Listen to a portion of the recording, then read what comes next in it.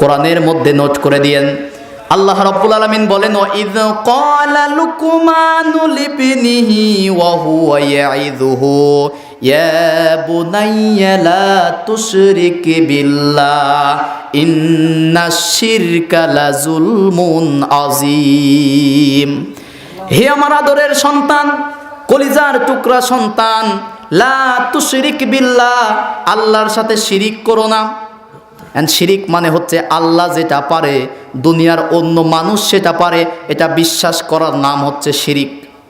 আল্লাহ যেটা পারে পৃথিবীর মানুষ সেটা পারে, এটা মনে করার নাম হচ্ছে। এবার বলেন তো, ক্ষমতার উৎস জনগণ নাকি ক্ষমতার উৎস আল্লাহ? অনেকে স্লোগান দেয় যে ক্ষমতার উৎস জনগণ, ঠিক কিনা বলেন? এই কথা বললে কি শিরিক হয়ে যাবে না? যে দলেরই হোক, যারাই বলবে কথা, শিরিক হয়ে যাবে। কারণ ক্ষমতায় বসাতে পারে কে? ক্ষমতায় থেকে ফেরাউনের মতো অপমানিত করে নামাতে পারে কে? তাহলে ক্ষমতার একচ্ছত্র মালিক কে? এই শিক্ষা সন্তানকে দিতে হবে যে সন্তান, আল্লাহর সাথে শিরিক করা যাবে না। আল্লাহ যেটা পারে দুনিয়ার মানুষ সেটা পারে, এটা মনে করার নাম হচ্ছে শিরিক। তার মানে অংশীদার স্থাপন করা, অংশীদার স্থাপন করা। এবার মা বোনদেরকে বলতেছি, বিয়ের পরে 3 বছর 4 বছর 5 বছর পরে যখন বাচ্চা কাচ্চা হয় না, তখন মাজারে দৌড়ায়, ঠিক কিনা বলেন? তা মাজারে গেলে কবরে যে ব্যক্তি শুয়ে আছে, ঘুমিয়ে আছে, উনি ভালো লোক ছিল, ঠিক আছে, তো ওনার কাছে গেলে কেমনে সন্তান পাবেন বলেন তো? উনি কি সন্তান দিতে পারে? আপনার এলাকায় কুকুর আছে না? আমির হামজা ভাই বের হয়েছে, এই উদাহরণটা উনিই বেশি দেয়, যে কুকুর প্রতি বছরে 8টা 10টা করে বাচ্চা দেয়, ঠিক কিনা বলেন? উনি কোন পীরের কাছে মুরিদ হয়েছে বলেন তো? ফাসুবহানাল্লাযী লা ইহসা ইমতিনানুহু বিল লিসানি ওয়ালা বিল কলাম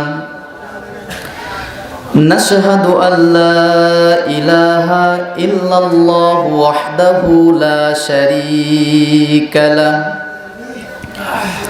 ونشهد أن سيدنا وحبيبنا وطبيبنا وطبيب أرواحنا محمد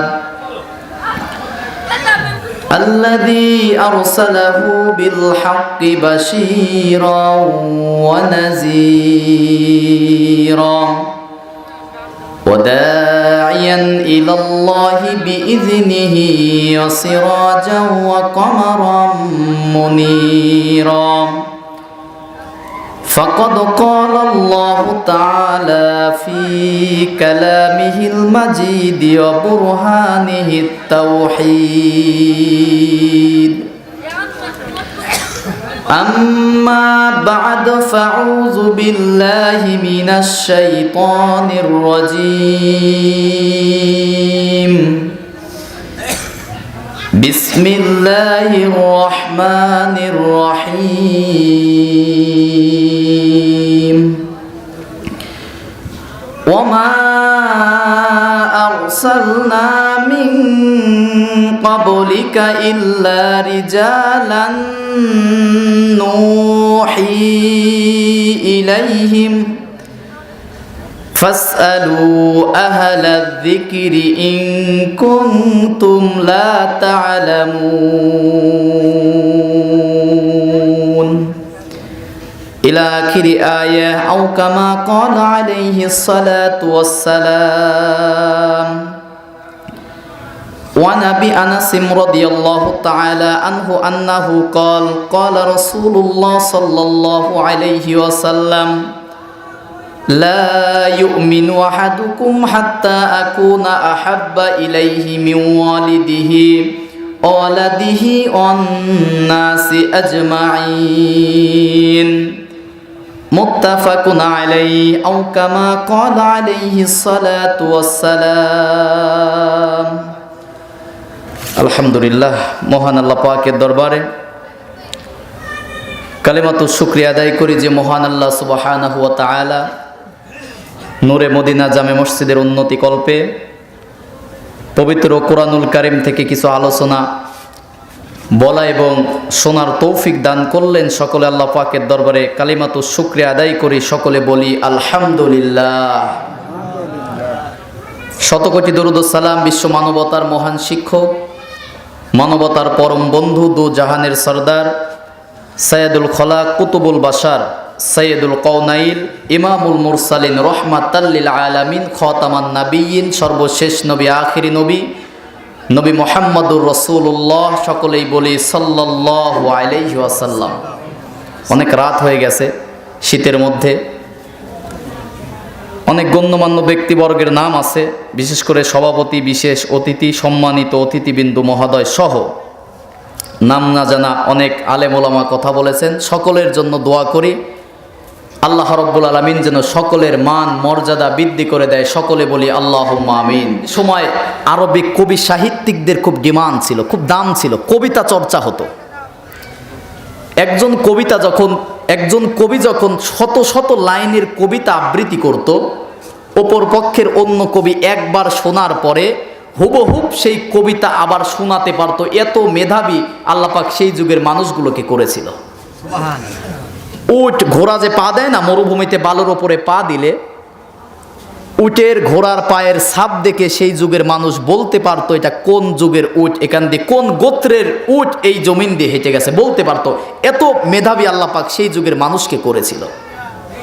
ঠিক সেই সময়ে কোরআনটাকে নাজিল করে দিয়ে আল্লাহ রাব্বুল আলামিন তামাম পৃথিবীর মানুষদের জন্য কোরআনের মধ্যে যতগুলো চ্যালেঞ্জ করেছেন তার মধ্যে সবচেয়ে বড় চ্যালেঞ্জ দুইটা। কয়টা? দুইটা। খুব মনোযোগ দিয়ে শুনবেন। আল্লাহ রাব্বুল আলামিন আজ থেকে ১৫০০ বছর আগে তামাম পৃথিবীর মানুষদেরকে লক্ষ্য করে দুইটা চ্যালেঞ্জ দিয়ে দিলেন। এক নম্বরে আল্লাহ রাব্বুল আলামিন আজ থেকে ১৫০০ বছর আগে বললেন, দুনিয়ার মানুষ শোনো, পৃথিবীতে যদি একবার জন্মগ্রহণ করো, সময় ব্যবধানে দিন ফুরিয়ে যাবে, একদিন তোমাকে মৃত্যুর স্বাদ গ্রহণ করতে হবে। এবার আপনারা আওয়াজ করে বলবেন, যারা আল্লাহকে বিশ্বাস করে না, যারা পরকাল আখিরাতকে বিশ্বাস করে না, কিন্তু একবার জন্মগ্রহণ করলে যে মৃত্যুবরণ করতে হবে, এ কথা মানুষ বিশ্বাস করে না কি করে না? জন্মগ্রহণ করলে মৃত্যু হবে। অনেকে বলে যে there is no God, unseen is nothing, স্রষ্টা বলতে কিচ্ছু নাই, নাউজুবিল্লাহ বলেন। আল্লাহকে বিশ্বাস করে না, কিন্তু মৃত্যু যে হবে এ কথা কিন্তু তারা বিশ্বাস করে। প্রথম চ্যালেঞ্জ। আল্লাহ রাব্বুল আলামিন সূরা ইমরানের ১৮৫ নম্বর আয়াত, সূরা আম্বিয়ার ৩৫ নম্বর আয়াত, সূরা আনকাবুতের ৫৭ নম্বর আয়াত, একই আয়াত তিনটা জায়গায় দিয়ে আল্লাহ রাব্বুল আলামিন বললেন, কুল্লু নাফসিন যায়িকাতুল মাউত সুম্মা ইলাইনা তুরজাউন। আল্লাহু আকবার। জন্মগ্রহণ করলে যাদের মধ্যে নফস আছে, রুহু আছে, আত্মা আছে, জান আছে, জন্মগ্রহণ যদি করো মৃত্যুর স্বাদ গ্রহণ করতেই হবে। এক নম্বর চ্যালেঞ্জ। এই চ্যালেঞ্জ কেউ কি মোকাবেলা করতে পারছে আজ পর্যন্ত? যে আমি আল্লাহকে বিশ্বাস করি না, আমি মরবো না, এরকম কেউ বলতে পারছে? সম্ভব না। দ্বিতীয় চ্যালেঞ্জ। এই কিতাব নাজিল করার পরে একটু আওয়াজ করে বলেন তো, এই কিতাব নাজিল করেছে কে? কি দুনিয়ার কোনো মানুষের পক্ষে কিতাব লেখা সম্ভব? আল্লাহ রাব্বুল আলামিন কোরআন খুললেন, প্রথমে কোরআন সম্পর্কে নিজেই চ্যালেঞ্জ দিচ্ছে। আল্লাহ রাব্বুল আলামিন তামাম পৃথিবীর মানুষদেরকে লক্ষ্য করে বলতেছে, এমন একটি কিতাব, এমন একটি কোরআন তোমাদের জন্য নাজিল করলাম। জালিকাল কিতাবু লা রাইবা ফিহি হুদাল লিল মুত্তাকিন। জালিকাল কিতাব, এটা এমন একটি কিতাব, this is the book, there is no doubt about it a guidance for the religious. এটা এমন একটি কিতাব আমি আল্লাহ রাব্বুল আলামিন নাজিল করেছি যে কিতাবের মধ্যে ভুল নাই, যে কিতাবের মধ্যে মিথ্যা নাই। এই কিতাবের মধ্যে ভুল যে আছে, মিথ্যা যে আছে, এটার সন্দেহের অবকাশ মানুষের মনের মধ্যে, হৃদয়ের মধ্যে আমি আল্লাহ পাক রাখি নাই। তাহলে কিতাবের মধ্যে কি নাই বলেন তো? ভুল নাই, মিথ্যা নাই। এমনকি কিতাবের মতো কিতাব লেখা পৃথিবীর মানুষের পক্ষে সম্ভব না।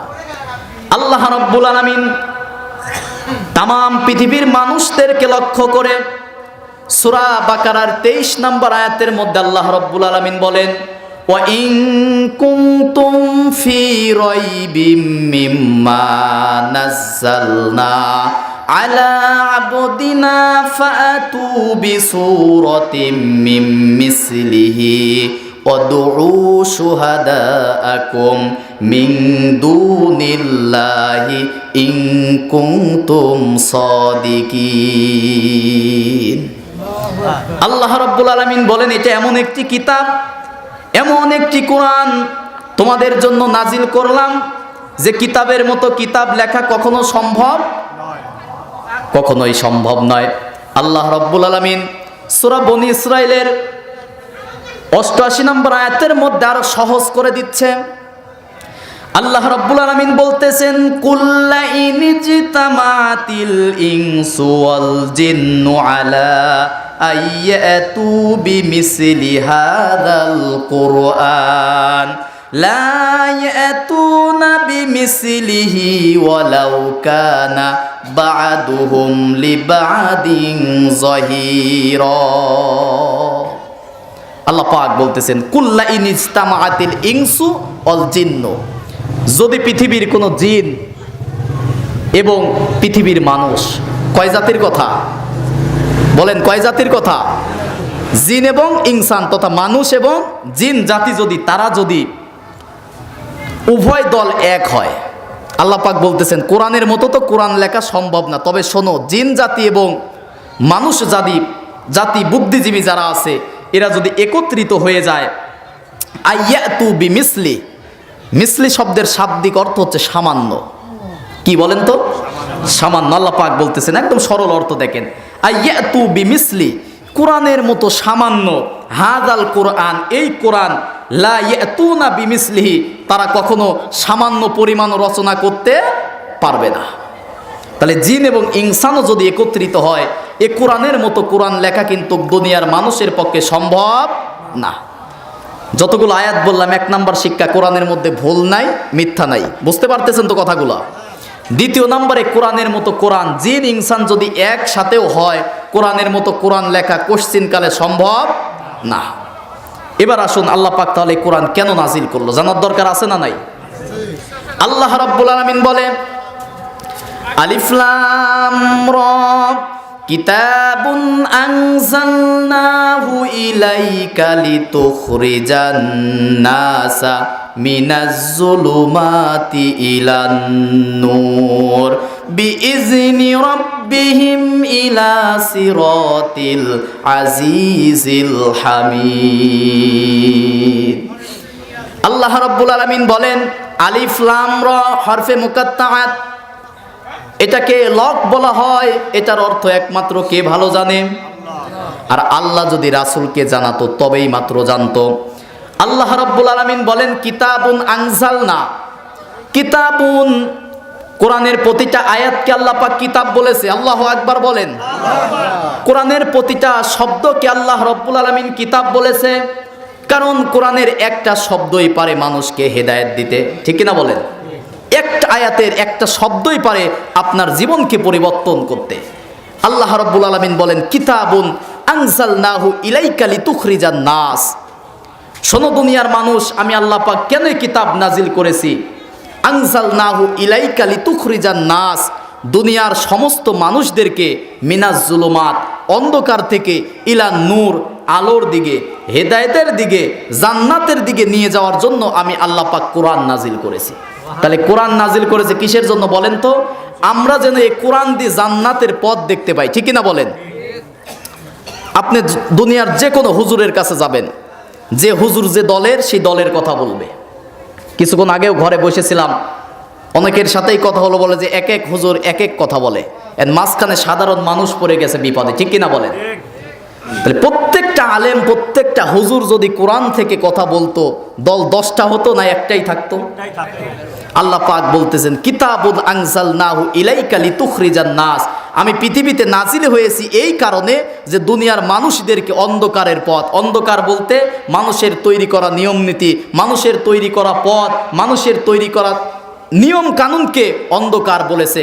কারণ মানুষ কিভাবে চলবে সৃষ্টি করেছে যে আল্লাহ, সে আল্লাহ পাকই মানুষ চলার জন্য একটা গাইডলাইন কোরআন দিয়েছে। ঠিক কিনা বলেন? আল্লাহ রাব্বুল আলামিন সূরা আম্বিয়ার 10 নম্বর আয়াতের মধ্যে সুন্দর করে তামাম পৃথিবীর মানুষদেরকে ডাক দিয়ে বলতেছেন, লাকাদ আনজালনা ইলাইকুম কিতাবান ফীহি যিকরুকুম আফালা তাকিলুন। আল্লাহু আকবার। লাকাদ আনজালনা ইলাইকুম, আল্লাহ রাব্বুল আলামিন বলতেছেন লামে তাগিদ দিয়ে, অবশ্যই আমি আল্লাহ রাব্বুল আলামিন এই কিতাবটা নাজিল করেছি তোমাদের জন্য। তোমাদের বলতে মানুষদের জন্য। কাদের জন্য? আর মানুষ আমরা কি বলেন তো? অধিকাংশ মুসলমান কোরআন পড়তে পারেই না, ঠিক কি না বলেন? কিয়ামতের দিন আপনি কি জবাব দিবেন বলেন? আল্লাহ যদি আপনাকে বলে যে বান্দা 50 বছর 60 বছর 70 বছর তোকে আমি জীবন দিয়েছিলাম, দুনিয়ার টাকা পয়সা বাড়ি গাড়ি ধন সম্পদ কম উপার্জন করো নাই, আমি রব যে তোমাকে একটা কিতাব দিলাম, এই কিতাবই তো পড়তে পারো না, কি জবাব দিবেন কিয়ামতের দিন আল্লাহ যদি বলে? এই জন্য এই কোরআন পড়ার দরকার আছে না নাই বলেন তো? আপনাদের এখনো যারা শিখেন নাই, বৃদ্ধ মানুষ, আপনি মনে করেন যে হুজুর এখন আর কি করে শিখবো? 3টা কথা, আপনাকে কোরআন পড়া শিখতে হবে, কোরআন পড়তে হবে, কোরআন বুঝতে হবে, কোরআন দিয়ে আমল করতে হবে, ঠিক কিনা বলেন? শিখবেন, মুর্শিদে লজ্জার কিচ্ছু না। ইমাম সাহেবের কাছে আপনার দাড়ি পেকে গেছে, কোরআন আপনাকে শিখতে হবে। মা বোনের যারা আমার কথা শুনতেছেন, কোরআন পড়া ছাড়া এ জাতির মুক্তি কখনো সম্ভব না। আল্লাহ রাব্বুল আলামিন কেন কোরআনের কথা বললেন? আল্লাহ রাব্বুল আলামিন বলেন, বাল নাকুযিফু বিল হাক্কি আলাল বাতিলি ফায়াদমাগুহু ফাইযা হুয়া যাহিক ওয়া লাকুমুল ওয়াইলু মিম্মা তাসিফুন। আল্লাহ রাব্বুল আলামিন বলেন, বাল নাকুযিফু বিল হাক্কি আলাল বাতিল, কোরআনটা যেহেতু সত্য, এই সত্য দিয়ে যখন কোনো বাতিলকে মিথ্যাকে আঘাত করা হয়, ফায়াদ মাগুহু ফাইদা হুয়া জাহিক, তখন মিথ্যা বাতিল ভেঙে চূর্ণ বিচূর্ণ হয়ে যায়। তাহলে কোরআনটা হচ্ছে সত্য, কোরআনটা তাফসিরে ফি জিলালিল কোরআন আল্লামা শহীদ সাইয়েদ কুতুব রহমাতুল্লাহ আলাইহি হক শব্দের অর্থ দিয়েছে 3টা। কয়টা? 3টা। 1 নম্বরে হকের অর্থ হচ্ছে হক মানে কোরআন। 2 নম্বরে হকের অর্থ দিয়েছে হক মানে হচ্ছে ইসলাম। 3 নম্বরে হকের অর্থ দিয়েছে হক মানে হচ্ছে ঈমান। কয়টা অর্থ বললাম? 1 নম্বরে হক মানে হচ্ছে কোরআন, 2 নম্বরে ইসলাম, 3 নম্বরে ঈমান। আল্লাহ রাব্বুল আলামিন সূরা নিসার 122 নম্বর আয়াতের শেষের দিকে আল্লাহ রাব্বুল আলামিন বলতেছে, নমান আসদাকু মিনাল্লাহি কিলা, আমি আল্লাহর চেয়ে কি সত্য কথা কেউ বলে নাকি? বলেন, আল্লাহর চেয়ে সত্যবাদী কেউ আছে? আর আল্লাহর মুখের কালামের নামই হচ্ছে কোরআন, ঠিক কিনা বলেন? টোটাল আল্লাহর কথা, গোটা কোরআনের মধ্যে আল্লাহ পাক সম্পূর্ণ আল্লাহর নিজের কালাম তার মুখের কথা দিয়ে পরিপূর্ণ করে দিয়েছে, বলে সুবহানাল্লাহ। 1 নম্বরে হক সত্য মানে হচ্ছে কোরআন। তার আরেকটা দলিল সূরা আনআমের 115 নম্বর আয়াত। আল্লাহ রাব্বুল আলামিন বলেন, ওয়াতাম্মাত কালিমাতু রাব্বিকা সিদকাও ওয়া আদলা লা মুবাদ্দিলা লিকালিমাতিহি ওয়া হুয়াস সামিউল আলিম। আল্লাহু আকবার বলেন। আল্লাহ রাব্বুল আলামিন বলেন, ওয়াতাম্মাত কালিমাত, হে নবী আপনি বলুন তাম্মাত মানে পরিপূর্ণ, অতাম্মাত কালিমাত রব্বিকা, আপনার রবের কালাম যা আছে যতটুকু আছে, 1 নম্বরে সিদক সত্য দিয়ে আমি আল্লাহ পাক পরিপূর্ণ করে দিয়েছি, বলে সুবহানাল্লাহ। অতাম্মাত কালিমাত, হে নবী আপনি বলেন তাম্মাত পরিপূর্ণ, রব্বিকা সিদক, আপনার রবের যে কথা আছে বিসমিল্লাহর বা থেকে নাসের সিন পর্যন্ত সব আমি আল্লাহ পাক সত্য দিয়ে পরিপূর্ণ করে দিয়েছি। ও আদলা, 2 নম্বরে কোরআনের মধ্যে যা আছে যতটুকু আছে আমি আল্লাহ পাক ন্যায় দিয়ে পরিপূর্ণ করে দিয়েছি, বলে সুবহানাল্লাহ। তাহলে কোরআনের মধ্যে ভুল নাই, মিথ্যা নাই, আছে কি? বলেন কি আছে? সত্য। কি আছে? কোরআনের সবকিছু কি বলেন তো? সত্য। যাই হোক, রাত অনেক হয়ে গেছে, আলোচনা শেষের দিকেই নিয়ে আসবে ইনশাল্লাহ। তাহলে কোরআন সম্পর্কে আমাদের ধারণা হয়ে গেছে যে কোরআনের মতো কোরআন লেখা পৃথিবীর মানুষের পক্ষে সম্ভব না। কোরআনের মধ্যে ভুল নাই, মিথ্যা নাই, কোরআনের মধ্যে যা আছে যতটুকু আছে আল্লাহ রাব্বুল আলামিন সত্য দিয়ে পরিপূর্ণ করে দিয়েছে, বলি সুবহানাল্লাহ। তাহলে 1 নম্বরে যে হকের অর্থ বললাম যে কোরআন, কোরআন সত্য প্রমাণ হলো, ঠিক কি না? এবার 2 নম্বরে কি বলছিলাম বলেন তো? ইসলাম। কি বলছিলাম? ইসলাম। আল্লাহ রাব্বুল আলামিন সূরা ইমরানের 19 নম্বর আয়াতের মধ্যে সুন্দর করে বলে দিচ্ছে, ইন্নাদ-দীনা ইনদাল্লাহিল ইসলাম। আমি আল্লাহর কাছে মনোনীত দল, মনোনীত ধর্ম, মনোনীত তরিকা, মনোনীত মাযহাব, মনোনীত পথ, তার নাম হচ্ছে ইসলাম। কি নাম? ইসলাম। আল্লাহ রাব্বুল আলামিন ইমরানের 85 নম্বর আয়াতের মধ্যে আবার বলতেছেন, ওমাইয়াবতাগি গায়রাল ইসলামি দীনান ফালাই ইকবালা মিন ওয়া হুয়া ফিল আখিরাতি মিনাল খাসিরিন। আল্লাহ পাক বলতেছেন, ওমাইয়াবতাগি গায়রাল ইসলাম, আর যদি কোনো ব্যক্তি, এবতাগি মুজারে বর্তমান, ভবিষ্যৎ, প্রেজেন্ট, ফিউচার, গয়র মানে ব্যতীত, ইসলাম মানে ইসলাম, ইসলাম ব্যতীত কোনো ব্যক্তি যদি আমি আল্লাহর কাছে ইবাদত করে আসতে চাই, কি ব্যতীত? কি ব্যতীত বলেন? আপনার মন মতো যদি জীবন ব্যবস্থা তৈরি করেন, আল্লাহ গ্রহণ করবে? আল্লাহ পাক বলতেছেন যে আমি আল্লাহর কাছে 19 নম্বর আয়াতে বলি, ইন্নাদ-দীন ইনদাল্লাহিল ইসলাম, আমি আল্লাহর কাছে মনোনীত দল, মনোনীত ধর্ম, মনোনীত তরিকা, মনোনীত মাযহাব, মনোনীত পথ, মনোনীত মত, একমাত্র তার নাম হচ্ছে ইসলাম।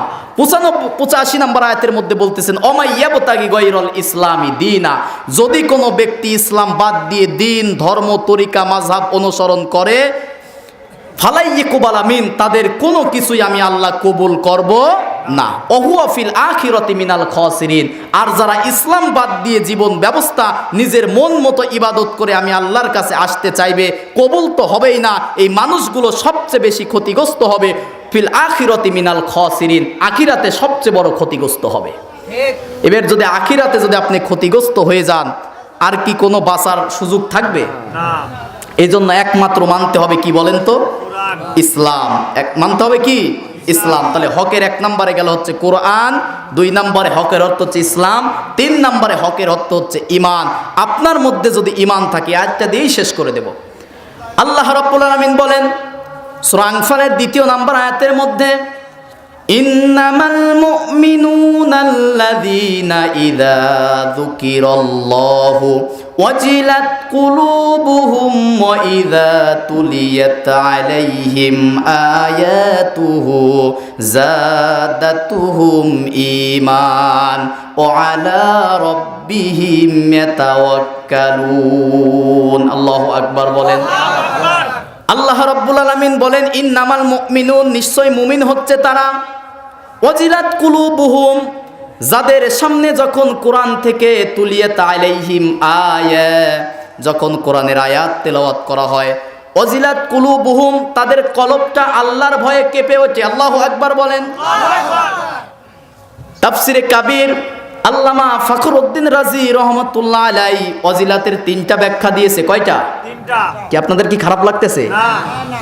আল্লাহ রাব্বুল আলামিন এই যে ওয়াজিলাত দিয়েছেন, মুফাসসির ইকরাম এই ওয়াজিলাতের 3টা ব্যাখ্যা দিয়েছে। আপনার মধ্যে ঈমান আছে কিনা এবার আপনি পরীক্ষা করবেন, আপনি ঈমানদার নাকি বেঈমান। তাফসিরে কাবীরের মধ্যে এসেছে ওয়াজিলাতের 1 নম্বর ব্যাখ্যা হচ্ছে, যখন কোরআনের কথা কোনো মুমিন বান্দা শুনবে, যাদের মধ্যে ঈমান থাকবে, কোরআনের কথা শোনার সঙ্গে সঙ্গে, আল্লাহর বরত্বের কথা শোনার সঙ্গে সঙ্গে তাদের হৃদয়টা আল্লাহর ভয়ে কেঁপে কেঁপে উঠবে। যদি ঈমান থাকে, আল্লাহর কোরআনের কথা, বরত্বের কথা শুনলে কি হবে? কলিজাটা, হৃদয়টা কেঁপে কেঁপে উঠবে। যদি ভুলের মধ্যেও থাকে, অনুশোচনা তার মধ্যে তৈরি হবে, আহারে কোরআনের এই বিধানটা আমি মানতে পারি নাই। আল্লাহর ভয়ে কোরআনের কথা শুনলে 1 নম্বরে যদি সে ঈমানদার হয়, তার অন্তরটা কার ভয়ে কাঁপবে? আল্লাহর ভয়ে। 2 নম্বরে মুফাসসির ইকরাম ব্যাখ্যায় দিয়েছেন, যদি তার মধ্যে ঈমানটি একটু দুর্বল থাকে, কোরআনের কথা শুনলে, আল্লাহর বিধানের কথা শুনলে, আল্লাহর আইন শুনলে, তার গায়ের পশমগুলো আল্লাহর ভয়ে খাড়া হয়ে যাবে।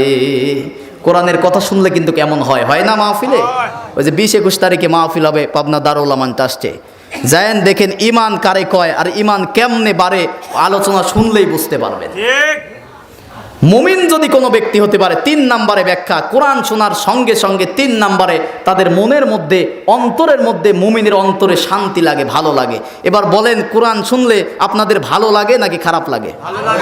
গত সপ্তাহে বলেছিলাম যে ইমানদার যদি হতে চান, মুমিন যদি হতে চান, আপনার ইমান পরিষ্কার, হৃদয় পরিষ্কার করতে হবে। কারণ এই কোরআন যার উপরে নাজিল হয়েছিল, বিশ্ব নবী যখন কোরআন তেলাওয়াত করত, আবু জেহেল শোনার পরে আবু জেহেলের শয়তানি বাড়তো, আর আবু বক্কর শোনার পরে তার ইমান বেড়ে যেত। ঠিক কিনা বলেন?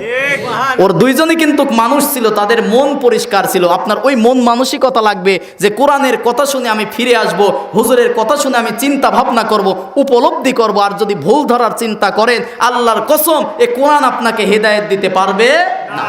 কারণ এই কোরআন আল্লাহ পাক দিয়েছে মানুষকে হেদায়েতের জন্য। কিসের জন্য?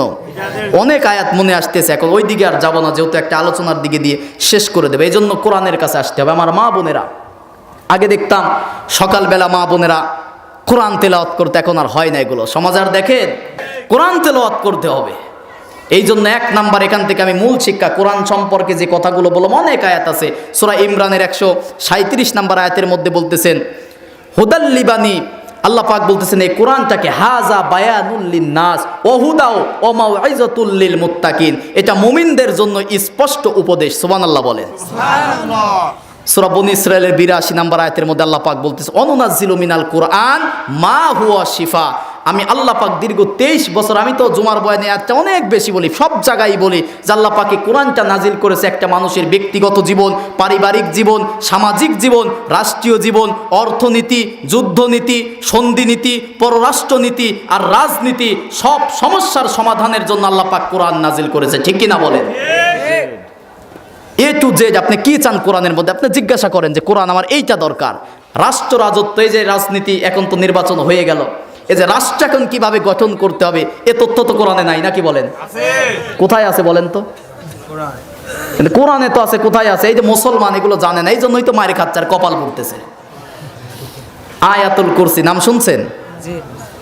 সূরা বাকারা 255 নম্বর আয়াত। একটা আমলের কথা বলি, শুধু ওয়াজ তো করেই যাচ্ছি, কালকে জুমার বয়ানেও বলবো। আপনারা তো পরিচিত মানুষ, অনেকে মনে করছেন নাম দেখেছে অন্য হুজুর কিনা, এরকম ভাবছেন নাকি অনেকে? কোনো ব্যক্তি যদি 5 ওয়াক্ত নামাজ পড়ার পরে, মা বোনেরা কথাগুলো মনোযোগ দিয়ে শুনবেন, কারণ প্রত্যেকটা মানুষের সময় এখন আমার কাছে আমানত। এই 100 জন মানুষের হিসাবে 1 ঘন্টার হিসাব কিয়ামতের দিন আমাকে দেওয়া লাগবে যদি কোরআনের বাইরে একটি কথাও বলি। 5 ওয়াক্ত নামাজের পরে যদি আমলটা আমি করি, আর একটা আমলের কথা বলবো, 5 ওয়াক্ত নামাজের পরে কোনো ব্যক্তি যদি আয়াতুল কুরসি সূরা বাকারা 255 নম্বর একটা আয়াত যদি কোনো ব্যক্তি পড়তে পারে, আল্লাহ রাব্বুল আলামিন বলেন যদি সেই আয়াতের উপরে তার আমল থাকে, ওই ব্যক্তি আর জান্নাতের মাঝখানে শুধু পার্থক্য মৃত্যু, ওই ব্যক্তি যেন মরে না, তাই জান্নাতে যায় না। কথা কি বুঝতে পারছেন? মৃত্যুটা হচ্ছে আপনার ব্রিজ, আপনি মৃত্যুবরণ করবেন যদি আয়াতুল কুরসির উপরে আমল থাকে। 5 ওয়াক্ত নামাজের পরে মৃত্যুবরণ করার সঙ্গে সঙ্গে যাবেন কোথায়? জান্নাতে। আর আয়াতুল কুরসির মধ্যে অনেক শিক্ষা আছে। আয়াতুল কুরসি মানে সিয়ারের আয়াত। কিসের আয়াত? এখন তো সিয়ারেরই সমস্যা, তাই না?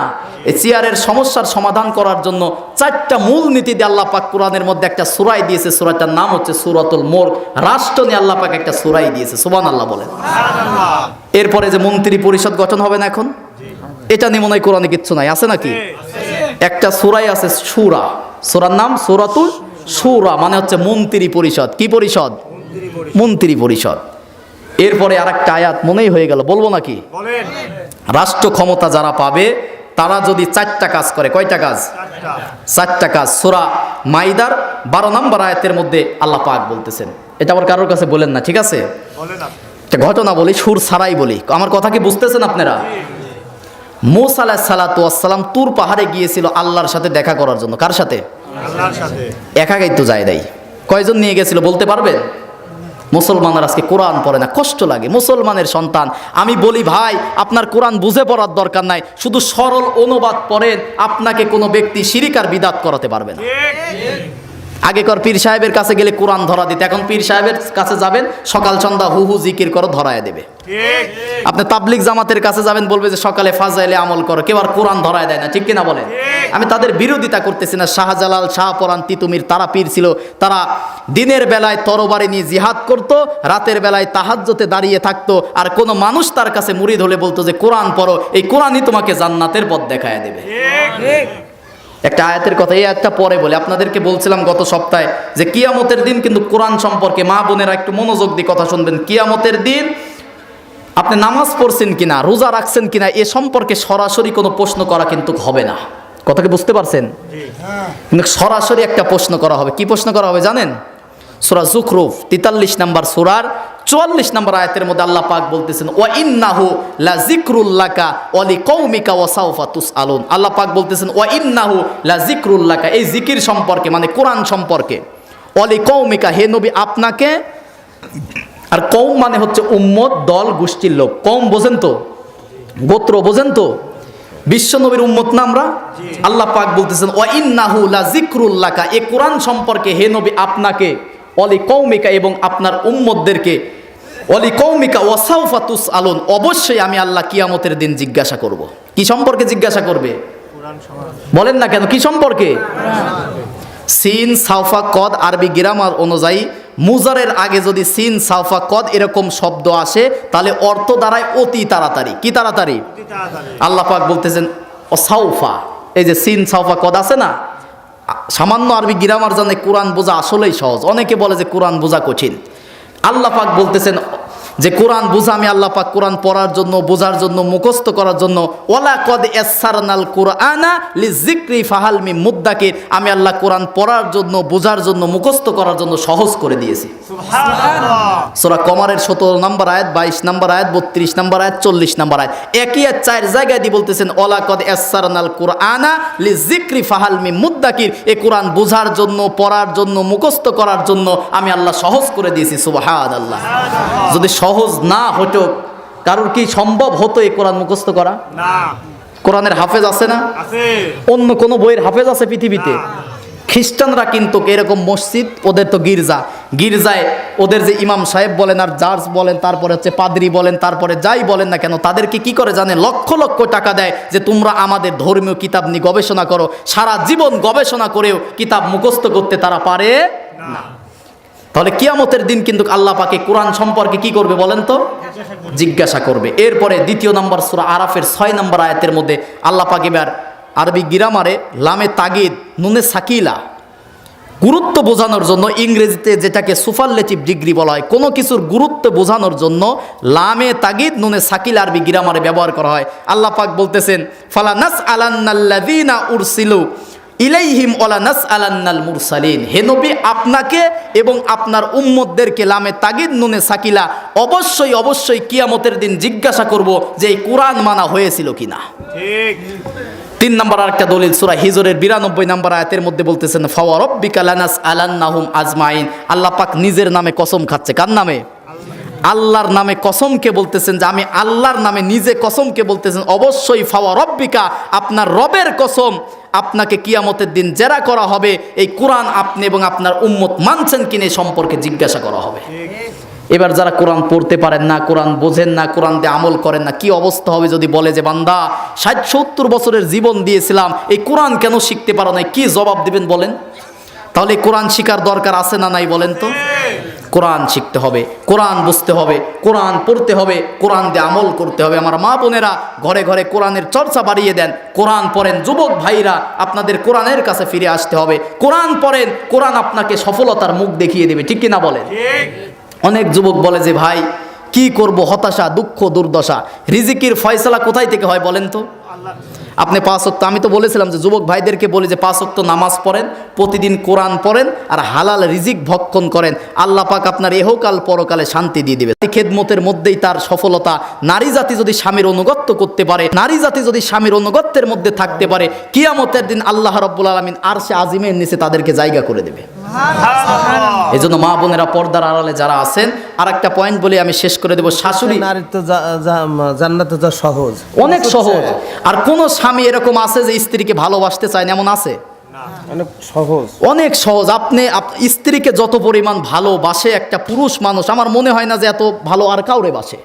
কিন্তু স্ত্রীরা এখন এমন যে ইগো, অহংকার, বাবার এই আছে সেই আছে, এটা নিয়ে ওয়েট করে যে এ চলে গেলে এমন কি হবে। কিন্তু আপনার স্বামী যদি আপনার প্রতি, একটা হাদিস মনে পড়ে গেল বলি, রাসূল সাল্লাল্লাহু আলাইহি সাল্লাম বলেছেন কোন স্ত্রী যদি মারা যায় আর স্বামী যদি জীবিত থাকে, স্ত্রী যদি মারা যায়, স্বামী যদি জীবিত থাকে, আর স্বামী যদি সেই স্ত্রীর লাশের পাশে গিয়ে বলে যে আমার স্ত্রীর প্রতি আমি রাজি খুশি ছিলাম, আল্লাহর রাসূল বলেছেন কিয়ামতের দিন এই নারী এই স্ত্রীর আল্লাহ কোনো বিচারও করবে না, হিসাবও নেবে না। স্বামী রাজি খুশি থাকার কারণে ওই নারীকে বিনা বিচারে বিনা হিসাবে আল্লাহ জান্নাত দিয়ে দেবে। সিস্টেম উল্টা নেবান। কোনো স্বামী যদি মারা যায় আর স্ত্রীকে এখন তো বলে যে মাফ করে দাও, নাকফুল খুলে দাও, আছে না এগুলো? এগুলো আর এক ভণ্ডামি। নাকফুল খুলতে হবে কেন? আরেক ভণ্ডামি। ইসলামের মধ্যে এগুলো নাই কো। আপনার স্ত্রী, স্বামী স্ত্রীর সম্পর্ক এটা কিন্তু জান্নাতি সম্পর্ক। কিসের সম্পর্ক? আদম আর হাওয়ার সম্পর্ক কোথায় হয়েছে? জান্নাতের মধ্যে হয়েছে। অনেক লম্বা ঘটনা। কোনো স্বামী যদি মারা যায় আর স্ত্রী যদি স্বামীর প্রতি খুশি থাকে, লাশের সামনে দাঁড়িয়ে যদি বলে আমার স্বামীর প্রতি আমি এখনো খুশি ছিলাম, রাজি ছিলাম, আমার স্বামী আমার প্রতি রাজি খুশি আছে, আল্লাহ পাক বলেন ওই স্বামীকেও আল্লাহ বিচারা করবে না, হিসাবও দেবে না, বিনা বিচারে বিনা হিসাবে জান্নাত দিয়ে দেবে। এটা আপনি চিন্তা করে দেখেন, আপনি জান্নাতে যাচ্ছেন নাকি জাহান্নামে যাচ্ছেন। একটু স্ত্রীর কাছে রাত্রি যায় বলবেন যে হুজুর বলছে, আপনি কত কথা বলে আপনি যা শুনে নিয়েন। এবার অভিশপ্ত ধ্বংস হবে 8 প্রকার নারী। কয় প্রকার নারী? আমি হাদিসগুলো শুধু অর্থগুলো মানে অনুবাদগুলো বলে দেয় নাকি বলেন। 1 নম্বরে ধ্বংস হোক ওই সমস্ত নারী যারা চোখের ওপরে লোম ভ্রু প্লাগ উঠায়, লোম ওঠে। এই যে ভ্রু আছে না, আছে কি এগুলো? হাজী সাহেবের নাতনি এটা করে। হাজী সাহেব এসে নামাজ পড়তেছে। আমি রামজা কালকে কক্সবাজারে ওয়াজ করতেছে, একটা উদাহরণ দিলাম। এরা 2টার সময় এই ওয়াজ শুনছে কালকে। ও বলতেছে যে হাজী সাহেব তসবি নিয়ে জিকির করতে করতে সুবহানাল্লাহ বলে রিকশার এক পাশে বসছে লাতিন, এসএসসি পরীক্ষা দিতে যাচ্ছে, আর এক পাশে তসবি নিয়ে পাগড়ি পরে সুবহানাল্লাহ বলতেছে। তা আমির হামজা বলতেছে আমি হুন্ডানি যাচ্ছি। তা হাজী সাহেব বললাম যে তসবি নিয়ে আপনি সুবহানাল্লাহ আলহামদুলিল্লাহ জিকির করতেছেন, আপনার লাতিনের যে অবস্থা, ওই পাগড়ি তো আপনি পরা বাদ দিয়ে লাতিনকে পরানো দরকার ছিল। হাজী সাহেব নামাজ পড়তেছে, ওই দিক থেকে নাতিন মোটর সাইকেল চালাচ্ছে, আছে না এরকম? সাইকেল চালাচ্ছে। এখন আমার গ্রামে দেখলাম 2-3টা ঢুকছে যে মোটর সাইকেল নিয়ে কিস্তি তুলছে যায় মেয়েরা। এগুলো দেখলে মনে হচ্ছে বাইস্কোপ আর সার্কেস এখন জায়গায় জায়গায় শুরু হয়ে গেছে, ঠিক কিনা বলেন? নারী জাতিকে, মা বোনদেরকে ঘরের মধ্যে রাখবেন। মা আয়েশা রাদিয়াল্লাহু তাআলা আনহা তিনি ঘরের মধ্যে থাকার কারণে রাসূলের ঘরে যতদিন সংসার করেছিলেন তার জীবন দশায় 60 লক্ষ হাদিস মুখস্থ করছিল। যেমন তেমন কথা। ফকিররা তারা বলতেছেন যে কোনো মাসলা নিয়ে যদি সমস্যা হতো, আব্দুল্লাহ ইবনে মাসউদ যখন মাসলায় বেঁধে যেত তখন বলতেছে মা আয়েশার কাছে যাও, তিনি এই মাসলাটা ভালো দিতে জানতো। সুবহানাল্লাহ বলেন। শুধুমাত্র ঘরের ভিতর যদি নারী জাতি থাকে, পর্দার মধ্যে যদি থাকে, সেই নারীর মেধা এবং সৌন্দর্য আল্লাহ পাক নিজে বৃদ্ধি করে দেয়। সুবহানাল্লাহ বলেন। আর নারী জাতিকে আল্লাহ পাক সৃষ্টি করেছে পুরুষের অনুগত্য। অনুগত্য করা মানে অনেকে মনে করে দাসী মনে করে। আপনি ইবাদত যখন আপনার শারীর লুঙ্গিটা পরিষ্কার করে দেবেন, আপনি মনে করেন যে জান্নাতের জন্য আপনার পথ অগ্রসর হচ্ছে। সুবহানাল্লাহ বলেন। এটা বুঝতেই চায় না, জান্নাত অনেক সহজ। এই জন্য যে পয়েন্ট থেকে আসতেছিলাম, ভ্রু প্লাক করা যাবে না। অনেকের মেয়ে করে, আপনি নামাজ পড়তেছেন মেয়ে করতেছে, কোনো লাভ নাই, কোনো লাভ নাই। আপনার মেয়েকে ওই যে মুয়াজ ইবনে জাবালের মতো শাসনের লাঠি তোলা যাবে না। বলে আমাদের কোসি মেয়ে এসএসসি পরীক্ষা দিচ্ছে, কোসি মেয়ে আল্লাহর রাস্তায় চলে যাচ্ছে আরেকজনের সাথে। এই জন্য মা বোনেরা ভ্রু প্লাক করবেন না। বুখারী শরীফের 4886 নম্বর হাদিসের মধ্যে আছে ওই সমস্ত নারীদেরকে আল্লাহ অভিশাপ দিয়েছেন, ধ্বংস বলেছেন। ধ্বংস হোক তারা যারা নারী হয়ে পুরুষের বেশ ধারণ করে। আছে না এরকম? ভার্সিটিতে তো অনেকেই জান নাই। আমি গত মাসে যে এয়ারপোর্টে গিয়েছিলাম, ওখানে যাওয়ার পরে পরিমণি যেখানে ধরা পড়ছিল ওই বোট ক্লাবে গেছিলাম উত্তরাতে। আমার এক পরিচিত ছিল, ওখানে গেলাম। এক মেয়ে যায় দেখি বুঝার কায়দা নাই মেয়ে, উনি মদ পান করতেছে, ওপেন মদ খাচ্ছে। ছেলে নামে বোঝার তো কায়দা নাই, সমাজে আছে না এরকম? এডওয়ার্ডের আপনি ভার্সিটি গেলে, আমি তো রাজশাহীতে থাকি, আপনি ভার্সিটিতে গেলে আরো বুঝতে পারেন। ছেলে কি মেয়ে বুঝতে পারেন না, সিগারেট খাচ্ছে মেয়ে। সুবহানাল্লাহ বলেন। মেয়ে সিগারেট খাচ্ছে, আপনি বুঝতেই পারবেন না। সুবহানাল্লাহ না নাউজুবিল্লাহ বলবেন, বলেন একটা কিছু। এই জন্য পুরুষের বেশ যারা ধারণ করে এরা জাহান্নামী। এরা কি? 3 নম্বরে ধ্বংস হোক তারা যেসব নারী সুগন্ধি মেখে রাস্তায় বের হয় অন্য পরপুরুষকে খুশি করার জন্য। আপনার সৌন্দর্য উপভোগ করবে শুধুমাত্র আপনার স্বামী। একটা নারীর সৌন্দর্য তার বাপও উপভোগ করতে পারে? বাপ যদি উপভোগ করতে পারতো নারীকে কি বিয়ে দেওয়া লাগতো? কারণ স্বামীর অনুগত্য করা। হাদিস একটা বলি, রাসূল সাল্লাল্লাহু আলাইহি সাল্লাম বলেছেন আল্লাহর ইবাদত করা ছাড়া তার কারো ইবাদত করা যাবে না। যাবে? আল্লাহর রাসূল সাল্লাল্লাহু আলাইহি সাল্লাম বলেছেন যদি আল্লাহ বাদে অন্য কাউকে সেজদা দেওয়া ইসলামে জায়েজ হতো তাহলে নারীদেরকে বলা হতো তোমরা স্বামীকে সেজদা করো। তাহলে কত গুরুত্ব স্বামীকে দেওয়া হয়েছে আপনি বুঝতে পেরেছেন? থেকে তোমরা বের হইও না, এটা করোনা এসে 2019 সালে বিজ্ঞানীরা বলল। তাহলে সবচেয়ে আগে কোন বিজ্ঞানী বলছে? রাসূল। কোন বিজ্ঞানী?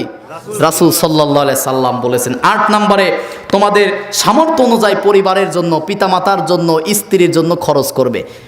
একটা সন্তান যদি পিতামাতার জন্য খরচ করে, সেটা খরচ হয় না, কিয়ামতের দিন আল্লাহর রাস্তায় দান করলে যে সওয়াব হবে, আপনি পিতামাতা, স্ত্রী, ছেলে মেয়ে, পরিবারের জন্য খরচ করলে দান করার সওয়াব পাবেন। সুবহানাল্লাহ বলেন।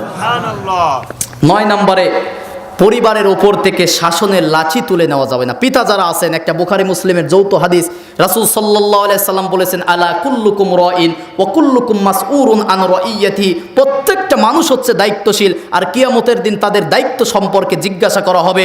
আপনার সন্তান যদি নামাজ না পড়ে, মসজিদের মেম্বারে আমি প্রতি সপ্তাহে চিল্লাই এই কথা বলে, আপনি নামাজ পড়তেছেন, আপনার সন্তান যদি নামাজ না পড়ে, কিয়ামতের দিনে নামাজের আল্লাহর কোনো দাম নাই আপনার কাছে। এই নামাজ আপনার সন্তানের ওপরে নামাজ ফরজ ছিল, কিন্তু আপনার সন্তানকে নামাজের কথা বলেন নাই। এই যে 9 নম্বর পয়েন্টে, তাদের ওপর থেকে পরিবারের যারা তোমার অধীনস্থ আছে, শাসনের লাঠি তুলে নেওয়া যাবে না। আপনার স্ত্রী, আপনার ছেলে মেয়ের মধ্যে চিন্তা ভাবনা হতে হবে যে আব্বার কাছে যদি আমি মাংস খেতে চাই, মাংস নিয়ে আসে, আবার আব্বাকে যদি আমি যদি নামাজ না পড়ে, আব্বা কিন্তু রাগান্বিত হয়ে যায়। আপনাকে এই শ্রদ্ধার, এই ভালোবাসা দিতে হবে। 10 নম্বরে, তাদেরকে সব সময় আল্লাহর ভয় শিক্ষা দেবে। কার ভয়? আল্লাহর ভয়। এই যে এই লুকমান, সূরা লুকমানের মধ্যে আসবে। তাহলে 10টা পয়েন্ট আপনি কি বুঝতে পারছেন?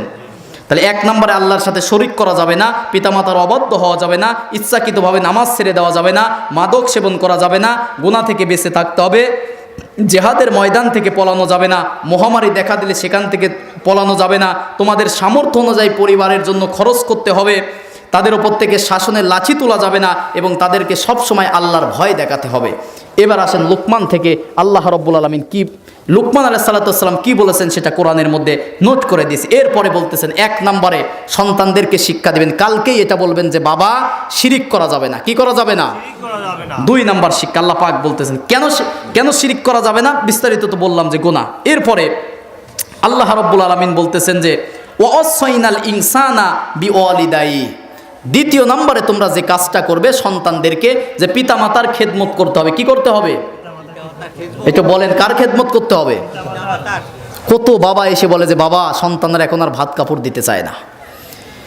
এখন সন্তান চাকরি বাকরি পাওয়ার পরে অনেক বড় বড় ফ্ল্যাট হচ্ছে, বাড়ি হচ্ছে, কিন্তু সেখানে সব কিছু থাকতে পারে, বাবা মা থাকতে পারে না। ঠিক কিনা বলেন? সূরা বনী ইসরাঈলের 23 নম্বর আয়াতের মধ্যে আল্লাহ পাক বলতেছেন, ওয়াকাদা রাব্বুকা আল্লা তা'বুদু ইল্লা ইয়্যাহু ওয়া বিল ওয়ালিদাইনি ইহসান।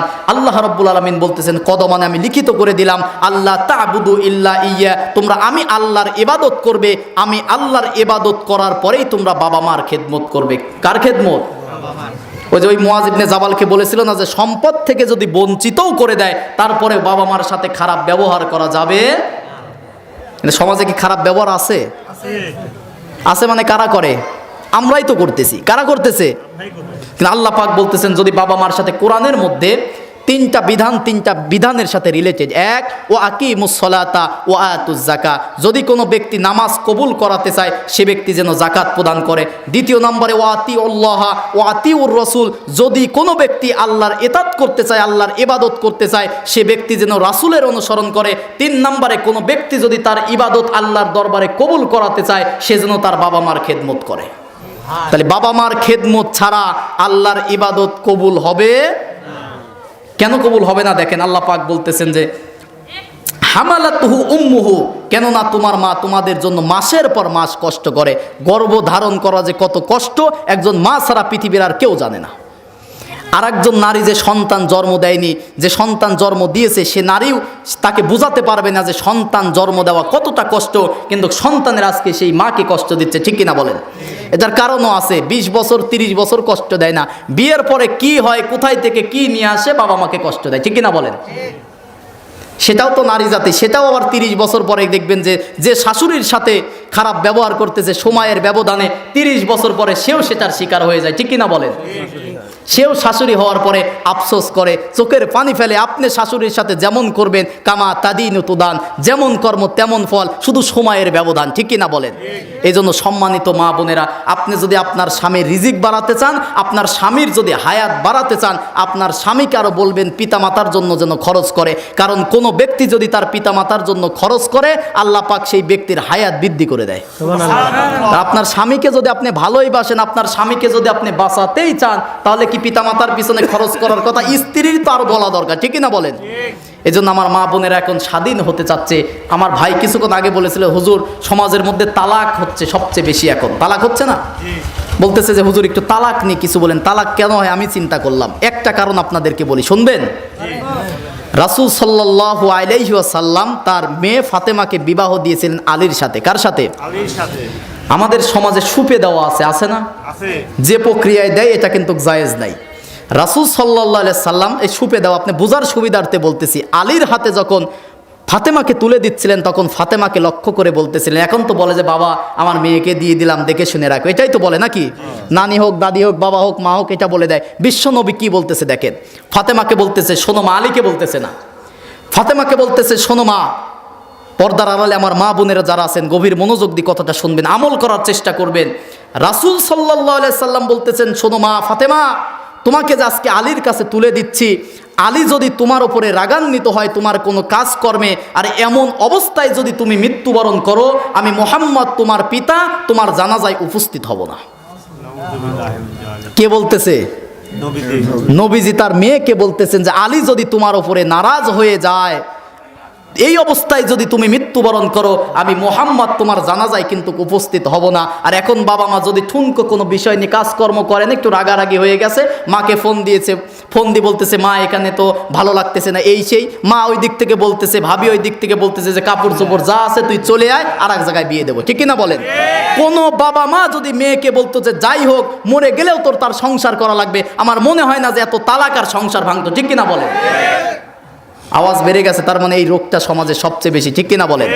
মা বোনদের জন্য কিছু ওয়াজ করা দরকার, কারণ তারা এ দেশের সরকার, ঘুরে ফিরে আসতেছে বারবার, আর পুরুষদের জ্বালায়া পুরাইয়া করতেছে সরকার, ঠিক কিনা বলেন? মহিলাদের জন্য কিছু নসিহত করা দরকার। সুরদি বলতেছে না, সময় নেই, তাছাড়া একটু সুরদি বললে ভালো হতো। আমি মা বোনদের জন্য কাঁচা কাঁচা ভাবে কয়েকটা কথা বলি, যে মা বোনদের জন্য আমি নোট করে আনছি যে 8 প্রকার নারী ধ্বংস। কয় প্রকার? 8 প্রকার নারীকে ধ্বংস। মাঝে আর একটা কথা বলি যে মা বোনদের জন্য, আমি মহিলাদের বিরুদ্ধে বলতেছি না, কারণ আমিও তো একটা মায়ের সন্তান, ঠিক কিনা বলেন? আমারও একটা বোন আছে, আমি তো নারী জাতিকে ভালোবাসি, কারণ তারাই যদি আমার মতো আপনার মতো মানুষকে জন্ম দিয়েছে, নারী জাতি আমার মা আমাকে গর্ভে রেখে নিয়ত করতো যে কোরআনের হাফেজ বানাবো, মৌলানা বানাবো।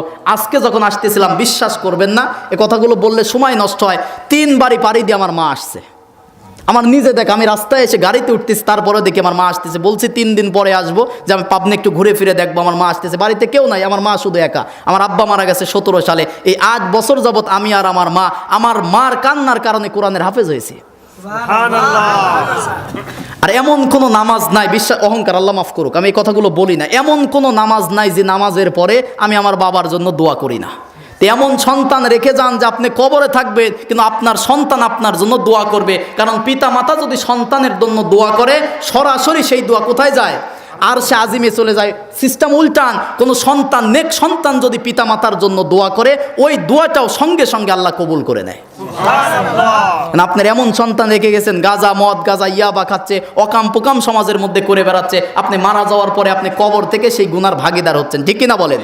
সন্তানকে নেককার সন্তান বানাতে হলে কোরআনের শিক্ষা দিতে হবে। মা বোনদের জন্য 4টা কথা বলি, সব হুজুরি এইটা বলে, 4টা কাজ যদি কোনো নারী জাতি করতে পারে, তার জন্য 8টা জান্নাতের দরজা খুলে দেওয়া হবে। কিয়ামতের দিন বলা হবে যে যাও তোমার ইচ্ছা মতো যে কোনো জান্নাতে তুমি প্রবেশ করো।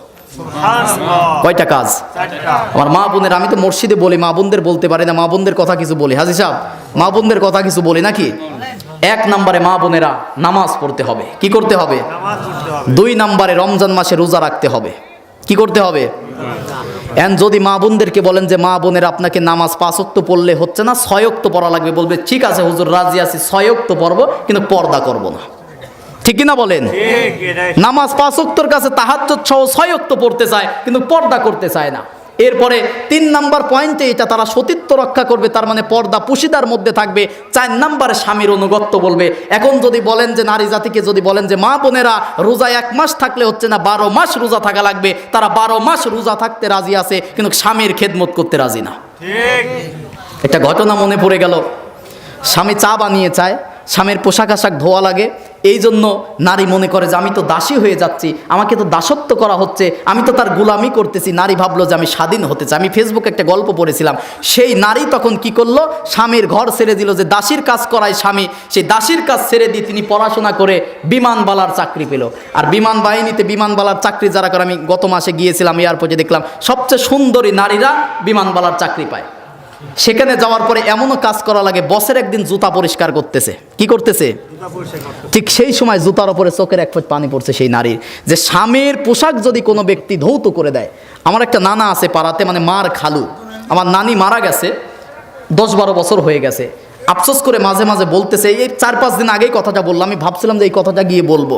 পুকুরে গোসল করতে আজ থেকে 50 বছর আগে পুকুরে গোসল করার পরে ওই নানা সম্পর্কে নানা হয়, ওই নানা যখন তার লুঙ্গিটা পুকুর থেকে ধুয়ে নিয়ে আসতো, নানি রাগান্বিত হতো, রাগ করতো যে আপনি কেন আমাকে সোয়াব থেকে বঞ্চিত করলেন। আফসোস করতো যে আপনার পরনের কাপড়টা আমি ধুইতে পারতাম না। আজ থেকে 20 বছর 30 বছর আগে আমাদের মা বোনেরা আফসোস করতো যে স্বামীর খেদমত কি করে করব, আর এখন স্বামীকে আরো আদেশ করে। ঠিক কিনা বলেন? মশারি লাগানোকে কেন্দ্র করে দেশে তালাক হয়েছে। হাজি সাহেব ফেসবুকে দেখবেন, এই তথ্যগুলো তো আপনারা জানেন না। মশারি কে লাগাবে? দুইজনে অফিস থেকে আসছে, ও বলে আপনি, ও লাগাত, স্বামী বলে যে স্ত্রী লাগাবে, স্ত্রী বলে স্বামী লাগাবে। এটা নিয়ে রাগারাগি মারামারি তালাক পর্যন্ত হয়ে গেছে। কি মিথ্যা ঘটনাগুলো? কিন্তু আগে স্বামীর খেদমত ছিল। স্বামীর খেদমত যদি করতে পারেন মা বোনেরা, আপনার জন্য কিয়ামতের দিন জান্নাতের 8টা দরজা খুলে দিয়ে আল্লাহ পাক বলবেন যে মা বোনেরা তোমাদের যেটা ইচ্ছা, জান্নাতুল ফিরদাউস, দারুল করর, দারুল মাকাম, যেটা ইচ্ছা যে কোনো জান্নাতের মধ্যে আপনি প্রবেশ করতে পারবেন। সুবহানাল্লাহ বলেন। তাহলে 1 নম্বরে 5 ওয়াক্ত নামাজ পড়তে হবে, 2 নম্বরে রমজানে রোজা রাখতে হবে, 3 নম্বরে মা বোনেরা পর্দা সতীত্ব রক্ষা করতে হবে, 4 নম্বরে স্বামীর অনুগত্য, স্বামীর খেদমত করতে হবে। আর একটা ঘটনা মনে পড়ে গেল, আপনাদের মনোযোগ আছে তো? আমি জুমার বয়ানে বলছিলাম যে আমার পাড়াতে একটা তালাক হলো, 6 বছর পরে তালাক হলো। বাচ্চা কাচ্চা হয় না, মেম্বার সাহেব দরবারগুলো বেশি করে। এগুলো বলা দরকার, কারণ সমাজের এই রোগগুলো অনেক বেশি হয়ে গেছে। তালাক হয়ে গেল, অবাক হয়ে গেছি। তালাক দেওয়ার পরে 1 মাস পরে ওই মহিলা দেখি আমার পাড়াতে কিস্তি তুলতে আসছে। একটা এনজিওতে চাকরি নিচে কিস্তি তুলতেছে। স্বামীর বাড়ি কাজ করা কি সে দাসী মনে করতো, এখন কিস্তি চলে অফিসারের স্যারের মন জোগাচ্ছে, বসের মন জোগাচ্ছে, এটা তার দাসী হয় না। ঠিক না? ও কোরআনের মধ্যে নোট করে দিয়েন, আল্লাহ রাব্বুল আলামিন বলেন, ওয়াইয ক্বালা লুকমানু লিবনিহি ওয়া হুয়া ইয়াইযুহু ইয়া বুনাইয়া লা তুশরিক বিল্লাহ ইন্নাশ শিরকা লাযুলমুন আযীম। হে আমার আদরের সন্তান, কলিজার টুকরা সন্তান, লা তুশরিক বিল্লাহ, আল্লাহর সাথে শিরিক করো না। এন্ড শিরিক মানে হচ্ছে আল্লাহ যেটা পারে দুনিয়ার অন্য মানুষ সেটা পারে, এটা বিশ্বাস করার নাম হচ্ছে শিরিক। আল্লাহ যেটা পারে পৃথিবীর মানুষ সেটা পারে, এটা মনে করার নাম হচ্ছে। এবার বলেন তো, ক্ষমতার উৎস জনগণ নাকি ক্ষমতার উৎস আল্লাহ? অনেকে স্লোগান দেয় যে ক্ষমতার উৎস জনগণ। ঠিক না বলেন? এই কথা বললে কি শিরিক হয়ে যাবে না? যে দলেরই হোক, যারাই বলবে কথা, শিরিক হয়ে যাবে। কারণ ক্ষমতায় বসাতে পারে কে? আল্লাহ। ক্ষমতায় থেকে ফেরাউনের মতো অপমানিত করে নামাতে পারে কে? আল্লাহ। তাহলে ক্ষমতার একচ্ছত্র মালিক কে? আল্লাহ। এই শিক্ষা সন্তানকে দিতে হবে যে সন্তান, আল্লাহর সাথে শিরিক করা যাবে না। আল্লাহ যেটা পারে দুনিয়ার মানুষ সেটা পারে, এটা মনে করার নাম হচ্ছে শিরিক। তার মানে অংশীদার স্থাপন করা, অংশীদার স্থাপন করে। এবার মা বোনদেরকে বলতেছি, বিয়ের পরে 3 বছর 4 বছর 5 বছর পরে যখন বাচ্চা কাচ্চা হয় না, তখন মাজারে দৌড়ায়। ঠিক না বলেন? তা মাজারে গেলে কবরে যে ব্যক্তি শুয়ে আছে, ঘুমিয়ে আছে, উনি ভালো লোক ছিল, ঠিক আছে, তো ওনার কাছে গেলে কেমনে সন্তান পাবেন বলেন তো? উনি কি সন্তান দিতে পারে? আপনার এলাকায় কুকুর আছে না? আমির হামজা ভাই বের হয়েছে, এই উদাহরণটা উনিই বেশি দেয়, যে কুকুর প্রতি বছরে 8টা 10টা করে বাচ্চা দেয়। ঠিক কিনা বলেন? উনি কোন পীরের কাছে মুরিদ হয়েছে বলেন তো? কুকুরের যে ঈমান, অনেক মা বোনদের এখন এই ঈমান পর্যন্ত নাই। ঠিক কিনা বলেন? আপনি ভরসা করতে হবে কার কাছে? আল্লাহর কাছে। সূরা সফের 100 নম্বর আয়াত। কয়শো নম্বর আয়াত? 100 নম্বর আয়াত। ইব্রাহিম আলাইহিস সালাতু ওয়াস সালাম দোয়া করতেছে, রব্বি হাবলি মিনাস সলিহিন, হে আল্লাহ আমাকে একটা নেককার সন্তান দাও। কি সন্তান? নেককার সন্তান। দোয়া করতেছে, দোয়া করতেছে, দোয়া করতে করতে করতে করতে বয়স হয়ে গেছে 86 বছর। কত বছর? 86 বছর বয়সে কি আর সন্তান হওয়ার কোনো সুযোগ আছে? কিন্তু আল্লাহ যদি দেয় হবে। 86 বছর পরেও তিনি আল্লাহর প্রতি বিশ্বাস, নবী মানুষ বিশ্বাস ছাড়লে হয়? তো 2-4 বছর পরে কেন আপনি বিশ্বাস ছেড়ে দিচ্ছেন? এই যে আমি মাঝে মাঝে বলি না আপনাদের, যে পাবনাতে দিলরুবা ডাক্তার আছে না? ইনি কিন্তু মেয়েদের জরায়ু বিশেষজ্ঞ, তিনি গাইনি ডাক্তার, সন্তান না হওয়ার চিকিৎসা করে। খোঁজ নিয়ে দেখেন ওনারই সন্তান নেই।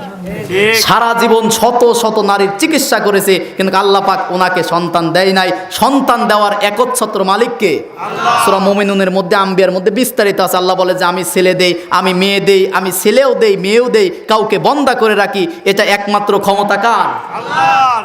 কিন্তু আপনি ইমান বিক্রি করে দিচ্ছেন। আর সন্তানের জন্য দোয়া করতে হবে। ইব্রাহিমের শেষের দিকে আছে সূরা ইব্রাহিমের, রব্বি জাআলনি মুকিমাস সালাতি ওয়া মিন যুররিয়াতি রব্বানা ওয়া তাকাব্বাল দোয়া। একটু আপনি বিবেকের কাছে প্রশ্ন করে দেখেন যে আপনি এই দোয়া কোনোদিনও করেন নাই। সন্তান হওয়ার আগেই দোয়া করতে হয়, রব্বি জাআলনি, হে আমার আল্লাহ আমাকে যে সন্তানটা দিবে, মুকিমাস সালাতি, আমাকে নামাজি বানাও এবং আমার সন্তানদেরকে নামাজি বানাও। এই দোয়া কি করছেন?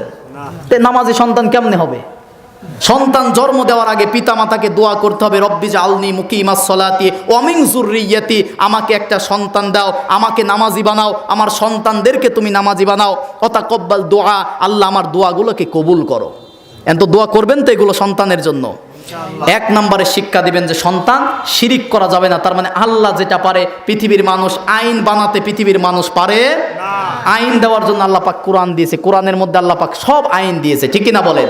কিভাবে সংসার চলবে, পরিবার চলবে, আপনার স্ত্রীকে চালাবেন, ছেলে মেয়েকে চালাবেন, আপনি ব্যক্তিগত জীবন, পারিবারিক জীবন, সামাজিক জীবন কেমনে চালাবেন, আল্লাহ পাক কোরআনের মধ্যে প্রত্যেকটা বিধানের আইন দিয়েছে, বলি সুবহানাল্লাহ। এক নাম্বার শিক্ষা, শিরিক করা যাবে না। শিরিক নিয়ে আমরা 10টা কথা শুনবো। 2 নম্বরে, শিরিক করলে জান্নাত হারাম। শিরিক করলে জান্নাত হারাম। সূরা মাইদার 72 নম্বর আয়াতের মধ্যে আল্লাহ পাক বলতেছেন, ইন্নাহু মাই ইশরিক বিল্লাহি ফাকাদ হারামাল্লাহ। কোন ব্যক্তি যদি শিরিক, কি বুঝতে পারছেন আপনারা? জি। আল্লাহ যেটা পারে পৃথিবীর কোনো মানুষ পারে, এরকম অনেক অর্থ হয় কিন্তু শিরিক সম্পর্কে, মানে আল্লাহর সাথে অংশীদার স্থাপন করা। এই যে ইবাদত করে আমাদের নামাজ, রোজা, হজ, যাকাত, কার জন্য? আল্লাহর জন্য। যদি সেটা মানুষ দেখানো হয় সেটা কিন্তু কি হয়ে যাবে? শিরিক হয়ে যাবে। কথাকে বুঝতে পারছেন? সূরা আনামের 162 নম্বর আয়াতের মধ্যে আল্লাহ পাক বলতেছেন, কুল, হে নবী আপনি বলেন, ইন্না, নিশ্চয়ই, সলাতি আপনার নামাজ, ও নুসুকি আপনার কুরবানি, ত্যাগ, ও মাহইয়া ও মামাতি আপনার জীবন, আপনার মরণ, সবকিছু লিল্লাহি রব্বুল আলামিন, সবকিছু একমাত্র কার জন্য? আল্লাহর জন্য। তাহলে আমাদের নামাজ, রোজা, হজ, যাকাত, দান, সদকা, সত্য কথা বলা, ন্যায়ের পথ অবলম্বন করা, ইসলামী আন্দোলন করা, আমার পরিবার, সমাজ, রাষ্ট্রে কোরআন কায়েম হোক, এগুলোর পক্ষে থাকা, সবকিছু কার জন্য করব? আল্লাহর জন্য। কথাকে বুঝতে পারছেন? যদি কোনো ব্যক্তি শিরিক করে তার জন্য কি হয়ে যায়? জাহান্নাম, জান্নাত হারাম হয়ে যায়, তার জন্য জাহান্নাম ওয়াজিব হয়ে যায়। কথা কি বুঝতে পারছেন? অল্প তাড়াতাড়ি শেষ করে দিচ্ছি। 3 নম্বরে, শিরিক করলে আপনার যে ভালো কাজগুলো আছে, এতদিন আপনি 15 বছর, 20 বছর, 40 বছর ইবাদত করছেন, কিন্তু 50 বছর বয়সে আছে আপনি শিরিক করলেন, আপনার 50 বছরের আমলগুলো নষ্ট করে দেবে কে? আল্লাহ। শিরিক করার কারণে আল্লাহ পাক বলতেছেন, ওয়ালাকাদ উহিয়া ইলাইকা ওয়া ইলাল্লাযিনা মিন ক্বাবলিকা, আল্লাহ পাক বলতেছেন আপনার প্রতি, মানে নবীজিকে বলতেছে আপনার প্রতি এবং আপনার পূর্ববর্তীর প্রতি আদেশ করা হয়েছে যে যদি আপনি আল্লাহর সাথে শরীক স্থাপন করেন তাহলে আপনার আমলগুলো নষ্ট হয়ে যাবে আর আপনি ক্ষতিগ্রস্তদের অন্তর্ভুক্ত হবেন। তাহলে যদি আমরা শিরিক করি আমাদের সমস্ত আমলগুলো কি হয়ে যাবে? নষ্ট হয়ে যাবে। 4 নাম্বার, আল্লাহ তাআলা শিরিকের গুনাহকে ক্ষমা করে না। ইন্নাল্লাহা লা ইয়াগফিরু আন ইউশরাকা বিহি ওয়া ইয়াগফিরু মা দুনা যালিকা লিমান ইয়াশা। আল্লাহ রাব্বুল আলামিন বলতেছেন, নিশ্চয়ই আল্লাহ পাক ছোট ছোট অনেক গুনাহ ক্ষমা করে দেয়, কিন্তু কোন ব্যক্তি যদি আল্লাহর সাথে শিরিক করে আল্লাহ পাক শিরিকের গুনাহ কখনো ক্ষমা করে না। 5 নাম্বার, শিরিক সবচেয়ে বড় পাপ। সবচেয়ে বড় পাপ কি বলেন তো?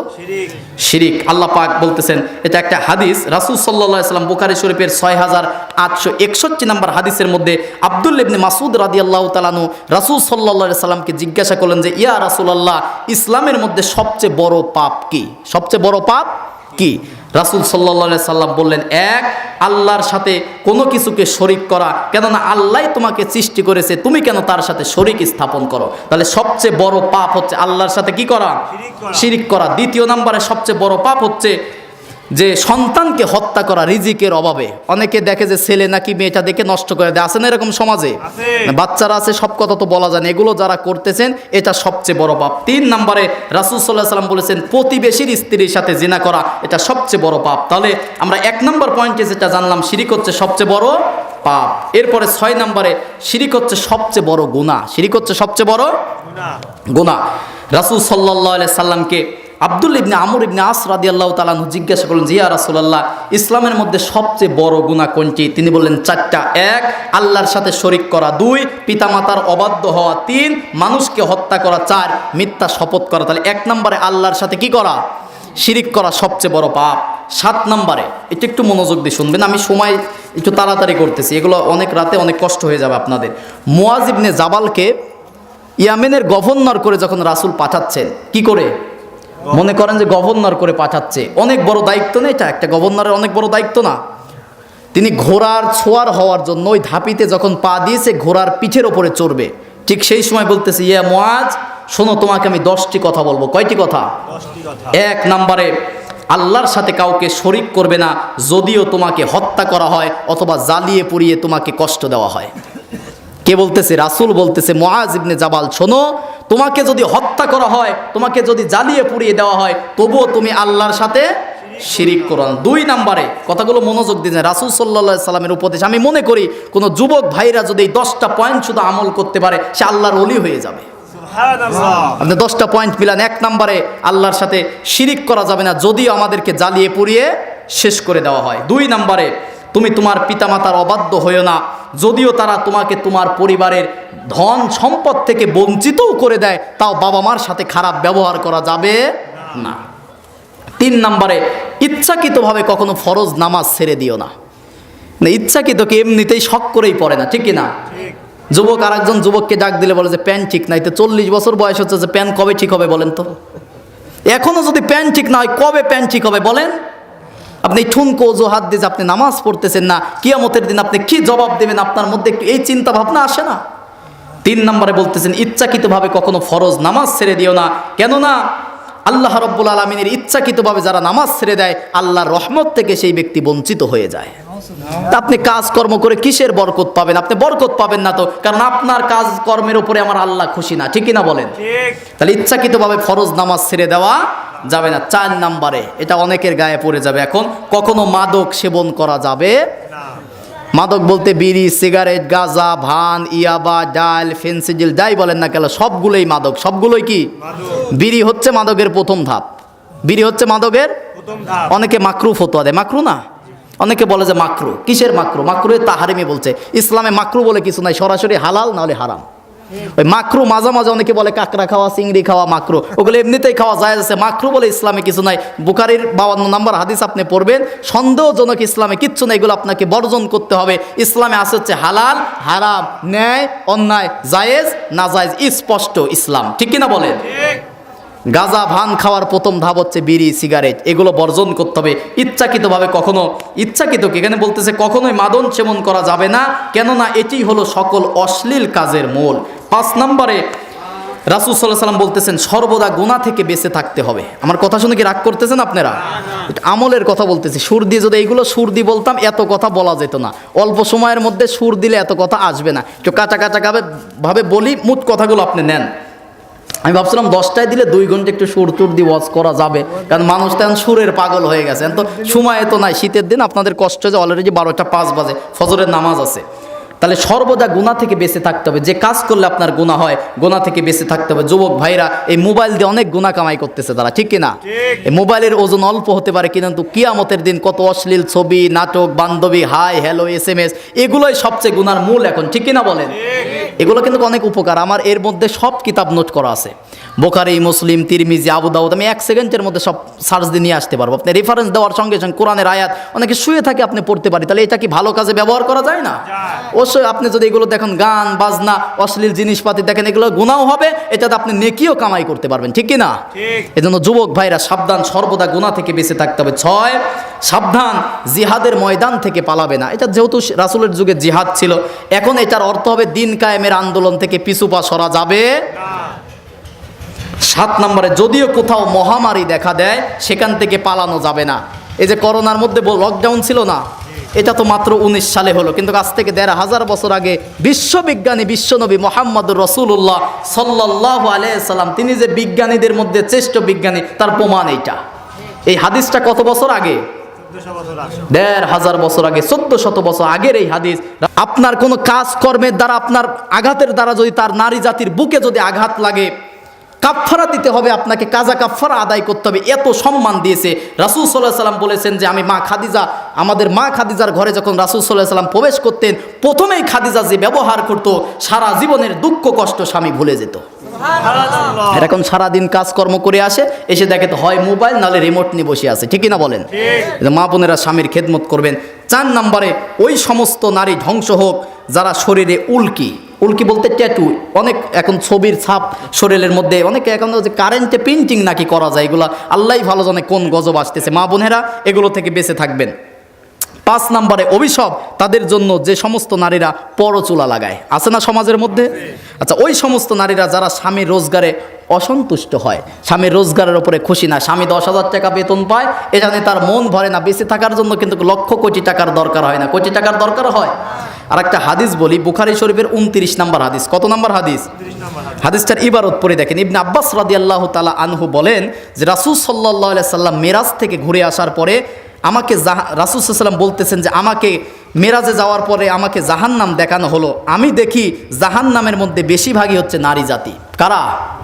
আমাদের মারা, বেশিরভাগই নারী জাতি। কারণ তারা কুফরি করে। কি কুফরি করে? জিজ্ঞাসা করা হলো তারা কি আল্লাহর সঙ্গে কুফরি করে? রাসূল সাল্লাল্লাহু আলাইহি সাল্লাম বললেন যে না, তারা স্বামীর অবাধ্য হয় এবং অকৃতজ্ঞ হয়। তুমি মনে করো তুমি যদি দীর্ঘদিন তার সাথে ভালো ব্যবহার করো, হঠাৎ করে যদি একটু কমতি হয়ে যায়, সে বলে আমি কখনো তোমার নিকট ভালো ব্যবহার পাইনি। বলে না নারীরা এটা? সারা জীবন 30 বছর 40 বছর হয়ে গেছে, 41 বছরের মাথায় দিয়ে বলে তোমার সাথে বিয়ে আমার কপাল পড়ছে। বলে না এরকম? এই হাদিসের কথা এটা যদি কোনো নারী বলে ফেলে, আপনি মনে করবেন যে বুখারী শরীফের 29 নম্বর হাদিস অনুযায়ী ওই নারীকে নবীজি কোথায় দেখে আসছে? জাহান্নামে দেখে আসছে। যে মা বোনেরা, স্বামীর যতটুকু আয় রোজগার আছে এর প্রতি আপনি খুশি হবেন। বুখারী শরীফের 29 নম্বর হাদিস। এরপরে 7 নম্বর, ওই সমস্ত নারী যারা না জেনেই ধারণা করে অন্য একটা নারীর প্রতি মিথ্যা অপবাদ দেয়। 8 নম্বরে, ধ্বংস হোক ওই সমস্ত নারী যারা অন্যের পিছনে সমালোচনা করে, গীবত করে। নারীর মধ্যে সবচেয়ে বেশি গীবতের রোগ।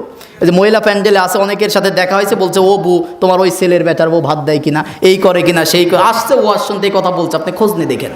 হয় না এরকম? দেখা হলে আবার বলার বলে যে বউ তোর কাছে যাই বললাম তুই কাউরে বলিস না। আবার সবাই বলে এটা হালাল করে নেয়, ঠিক কিনা বলেন? যাই হোক, আমি আলোচনা শেষের দিকে যাচ্ছি। এবার আমি লুকমান থেকে মূল শিক্ষাটা আপনাদেরকে বলে শেষ করে দিচ্ছি। সূরা লুকমানের 1 নম্বর শিক্ষা, আল্লাহর সাথে শিরিক করা যাবে না। 2 নম্বরে, বাবা মার সাথে ভালো ব্যবহার করতে হবে। কি করতে হবে? সন্তান শোনো, আমার আপনার পায়ের নিচে যে কার্পেট আছে, মোজা আছে, জুতা আছে, কিন্তু মায়ের পায়ের নিচে ধুলা বালো কিচ্ছু নাই। মায়ের পায়ের নিচে আমাদের জন্য জান্নাত। সুবহানাল্লাহ বলেন। আল জান্নাতু তাহতা আকদামিল উম্মাহাত। রাসূল সাল্লাল্লাহু আলাইহি ওয়াসাল্লাম বলেছেন যে তোমরা যদি জান্নাত পেতে চাও, ওই দয়াল বাবা, পীর বাবা, খাজা বাবার কাছে যাওয়া লাগবে না। যার ঘরে বাবা মা আছে তার ঘরে আল্লাহর জান্নাত আছে। সুবহানাল্লাহ বলেন। আর সূরা বাকারার মধ্যে আসছে, যদি কোনো ব্যক্তি টাকা পায়, ইনকাম করে, সর্বপ্রথম সে যেন তার বাবা মার জন্য খরচ করে। কার জন্য? বাবা মার জন্য। এই জন্য বাবা মার খেদমত করতে। অনেক বাবা মাকে ভাত দেয় না, অনেকে গালিগালাজ পর্যন্ত করে, ফেসবুকে দেন, অনেকে মারধর পর্যন্ত করেছে, জায়গা জমি নিয়ে ভাই বোনের মধ্যে দ্বন্দ্ব লেগে অনেকে মারধর করে। খবরদার, উফি ওয়ালা তানহার হুমা, খবরদার, বাবা মা কষ্ট পায় উফ বলে এমন শব্দ করেও কোনো কথা বলা যাবে। তাহলে বাবা মার খেদমত করবেন তো ইনশাল্লাহ? আল্লাহর ইবাদত করার পরেই কার খেদমত করতে হবে? আপনি যতই নামাজ পড়েন, রোজা করেন, হজ করেন, জাকাত দেন, বাবা মার খেদমত যদি আপনি না করেন, এগুলোর কোনো দাম আল্লাহর কাছে নাই। 3 নম্বরে, সন্তানদেরকে শিক্ষা দেবেন যে বাবা শোনো, সরিষার দানা পরিমাণও যদি পাপ পুণ্য করো, এটাও কিয়ামতের দিন আল্লাহ তোমাকে দেখাবে। তাহলে এইটা আল্লাহর ভয় সন্তানকে শিক্ষা দিতে হবে, ঠিক কিনা বলেন? বলবেন যে বাবা, ছোট বাচ্চাদেরকে বলবেন যে স্কুলে গিয়ে কারোর কলম নিয়ে এসো না, এটাও কিয়ামতের দিন কে দেখাবে? আল্লাহ। যে সন্তানকে ছোটবেলায় আপনি বলবেন যে বাবা কারোর কাছ থেকে তুমি কলম নিয়ে এসো না, ওই সন্তান বড় হলে কি টেন্ডারবাজি, সাদাবাজি, রাস্তা, ব্রিজ, রজের বদলে বাঁশ দিতে পারবে? আপনি ছোটবেলায় তো এই ভয় শিক্ষা দিতে পারেন না, এই জন্য তো ব্রিজ, কালবাজে, রজের বদলে বাঁশ দিচ্ছে ওই সন্তানগুলোই, ঠিক কিনা বলেন? আপনার সন্তানকে শিক্ষা দেবেন যে সরিষার দানা পরিমাণও যদি পাপ করো, পুণ্য করো। আয়াতের মধ্যে আসছে, আমি লম্বা করতেছি না, যে পাহাড়ের চূড়ায় গিয়েও যদি পাপ করো, মাটির মধ্যে সুড়ঙ্গ তৈরি করেও যদি পাপ করো, সেটা কে দেখে? সরিষা পরিমাণ পাপ পুণ্যের হিসাব হবে। 4 নম্বরে সন্তানদেরকে বলতেছি, এ বোনাইয়া, হে আমার সন্তান, নামাজ ছেড়ে দিও না। সন্তানদেরকে বলবেন তো ইনশাল্লাহ? নামাজের কথা বলবেন। এরপরে 5 নম্বরে বলবেন সন্তানদেরকে, যে সন্তান, লুকমান বলেছে এইগুলো, আল্লাহর এত ভালো লাগছে, কোরআনের মধ্যে নোট করে দিয়েছে যে হে সন্তান, তুমি ভালো ভালো কাজ করবে, ভালো ভালো কাজের আঞ্জাম দিবে। আপনার সন্তান বিপদগামী হয়ে যাচ্ছে, নষ্ট হয়ে যাচ্ছে, আপনার সন্তানকে সাথে করে আপনি মসজিদে নিয়ে আসেন, আপনার সন্তানকে সাথে করে আপনি দ্বীনের কাজ, ইসলামের কাজ, ওয়াজ মাহফিলে নিয়ে আসেন, আপনার সন্তান আল্লাহওয়ালা হবে, ঠিক কিনা বলেন? ছোটবেলায় বলে যে শীতকালে ঘুম থেকে ওঠেন, এই জন্য ফজরের নামাজে নিয়ে আসে না, 12 বছর 14 বছর, তো বড় হলে তো এমনিতেই ঘুমিয়ে থাকবে, ঠিক না? সন্তানকে নিয়ে আসবেন, ভালো ভালো কাজের আঞ্জাম দিতে হবে। 6 নম্বরে, খারাপ কাজ থেকে যেন ফিরে থাকতে পারে এই কথাগুলো পড়তে হবে। 7 নম্বরে সন্তানদেরকে শিক্ষা দেবেন যে সন্তান শোনো, বিপদে ধৈর্য ধারণ করবে। কি করবে? আপনার সন্তানকে, মিজানুর রহমান আজহারের একটা ভিডিও দেখেন, ভাইরাল আছে, যে নুনের পুতুল করে তুলবেন না, যে করতে পারে এরকম শক্তি আপনি বেঁচে থাকতে তাকে শিক্ষা দিবেন। আমি আজকে গরুর জন্য 2 বোঝা ঘাস কাটছি মেম্বার সাহেব। আল হাবিবু আল কাসিবু হাবিবুল্লাহ, রাসূল সাল্লাল্লাহু আলাইহি সাল্লাম বলেছেন যারা কাজ করে খায় তারা দুনিয়ার কোনো কারো বন্ধু না, সরাসরি আল্লাহর বন্ধু। সুবহানাল্লাহ বলেন। আপনি ভ্যান চালাচ্ছেন, আপনি দুনিয়ার ভ্যান চালাচ্ছেন, আপনাকে ভ্যান চালক বলে, কিন্তু আপনি নিজে যে পরিশ্রম করে খাচ্ছেন এটা কার বন্ধু? আল্লাহর বন্ধু। আল্লাহর বন্ধু। কাজ করে খাবেন, কষ্ট আপনি শিখবেন, আপনার সন্তানকে শিক্ষা দেবেন। আপনার সন্তান বলেছে আব্বা একটা পটেটো নিয়ে আসেন, প্রথম দিন আপনি নিয়ে এসে দেবেন, আপনি বোঝাবেন যে পটেটো খেতে হলে কষ্ট করতে হয়, আপনি অন্যভাবে পরের দিন নিয়ে এসে দেবেন। আপনার সন্তান এটা যেন বোঝে যে চাইলেই বাবার কাছে কিছু পাওয়া যায় না, কষ্ট করতে হয়। ঠিক কিনা বলেন? অনেকে আদরে আদরে নষ্ট করে ফেলে, অন্যদিকে আর গেলাম না। অনেকেই এই জন্য 20 বছর 25 বছর বয়সে নষ্ট হয়ে যাচ্ছে। আপনার সন্তানকে কষ্ট শিক্ষা দিবেন, আর বিপদে আল্লাহর প্রতি ধৈর্য ধারণ করতে হবে, এই শিক্ষাটা দিবেন। 8 নম্বরে আপনি শিক্ষা দিবেন যে বাবা অহংকার করে মানুষের সাথে কথা বলো না, অহংকার করে মানুষের দিক থেকে মুখ ফিরিয়ে নিও না। 9 নম্বরে অহংকার করে রাস্তায় পা ফেলো না। এটার এখন অর্থ হবে হচ্ছে অহংকার করে জোরে জোরে মোটর সাইকেল চালিও না। আপনার সন্তানদেরকে এটা আপনাকে বলে দিতে হবে যে সন্তান এখন মোটর সাইকেল উঠলেও তার মানুষ থাকে না। ঠিক না? ভূতের মতো ছুটতেছে। আপনার উপরে আপনার পরিবার আছে ভরসা করে, যুবক ভাইরা, এই জন্য এগুলো আপনাকে কন্ট্রোল করতে হবে। 10 নম্বরে শেষ শিক্ষা হচ্ছে উচ্চ আওয়াজ করে কারোর সাথে কথা বলা যাবে না, ব্যবহার করা যাবে না, খারাপ ব্যবহার করা যাবে না। আপনি কি বুঝতে পারছেন আমার কথাগুলো? 1 নম্বরে বলে দিচ্ছে, 1 নম্বরে আল্লাহর সাথে শিরিক করা যাবে না, 2 নম্বরে বাবা মার খেদমত করতে হবে, 3 নম্বরে সরিষা পর্যন্ত যদি পাপ পুণ্য করে কিয়ামতের দিন হিসাব হবে, নামাজ কায়েম করতে হবে, ভালো কাজের আদেশ দিতে হবে, খারাপ কাজের নিষেধ করতে হবে, বিপদে ধৈর্য ধারণ করতে হবে, অহংকার করে মানুষের সাথে মুখ ফিরিয়ে নিয়ে কথা বলা যাবে না, অহংকার করে রাস্তায় পা ফেলা যাবে না, উচ্চ আওয়াজে মানুষের সাথে ব্যবহার করে কথা বলা যাবে না। আল্লাহ রাব্বুল আলামিন যেন আমাদেরকে আমল করার তৌফিক দান করে। সকলে বলি আল্লাহুম্মা আমিন।